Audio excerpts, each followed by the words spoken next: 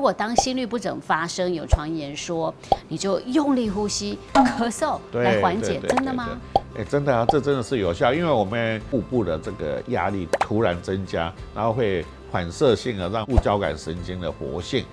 变得很强，它会把心脏的线路的放电，它会产生在一刹那之间，把它的活性会把它压制下去，所以可能它这个乱跳的前线就突然就 stop 了，就是可以深深的吸一口气，然后再